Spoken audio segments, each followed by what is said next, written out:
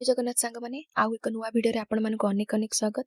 ସକାଳୁ ସକାଳୁ କାହା ଘରେ କୋଉ ଚିନ୍ତା, କିନ୍ତୁ ଆମ ଘରେ କ'ଣ ଚାଲିଛି ଆସନ୍ତୁ ଏଠି ଦେଖିବା। ପ୍ରାୟ ରାତି 11ଟା ପାଖାପାଖି ହେଲାଣି, ସେତେବେଳେ ପାର୍ସଲ ଆସିଥିଲା ଆଉ ଅଲରେଡି ଲେଟ୍ ନାଇଟ୍ ହେଇଯାଇଥିଲା ବୋଲି ସେ ପାର୍ସଲକୁ ଖୋଲା ଯାଇନଥିଲା। ସେଥିପାଇଁ ସକାଳୁ ଉଠୁ ଉଠୁ ଆଉ ଅପେକ୍ଷା ନ କରିପାରି ବାପା ଝିଅ ମିଶିକି ପାର୍ସଲ ଖୋଲିବାରେ ଲାଗି ପଡ଼ିଲେ। ଯେହେତୁ ଦିୱାଲି ଆଉ 2-3 ଦିନ ରହିଲା, ସେଥିପାଇଁ ଆମର ବାଣ ଅର୍ଡର କରାଯାଇଥିଲା ଆଉ ସେଇ ପାର୍ସଲରେ ବାଣ ହିଁ ଆସିଥିଲା। ଆଉ ତାର ପ୍ୟାକେଜିଂ ଦେଖନ୍ତୁ, ଏତେ ଭଲ ଭାବରେ ପ୍ୟାକେଜିଂ ଥିଲା ଯେ ଖୋଲିବାକୁ ବି ଟାଇମ୍ ଲାଗୁଥିଲା। ଲମ୍ବା ବଡ଼ ପ୍ୟାକେଟରେ କ'ଣ ଗୋଟେ ଆସିଥିଲା ଯେ ତାକୁ ଗଦା କରିକି ଏ 2 ଜଣ ଖେଳିବାରେ ଲାଗି ପଡ଼ିଲେ। ତାପରେ ଗୋଟେ ପରେ ଗୋଟେ ବାଣକୁ ପ୍ୟାକେଟରୁ ଖୋଲିଲେ। ସବୁ ବର୍ଷ ଅପେକ୍ଷା ଏଥର ଆମର ଟିକେ ଅଧିକ ବାଣ ଅଣାଯାଇଛି।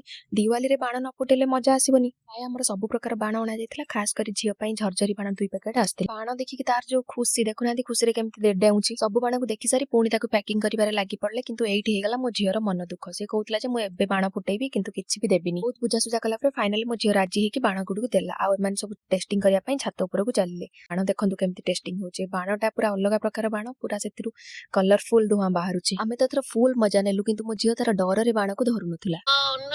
ଇଏ କଣ, ଇଏ ତ ଆରମ୍ଭ ହଉ ହଉ ସରିଗଲା। ଜୟ ଜଗନ୍ନାଥ।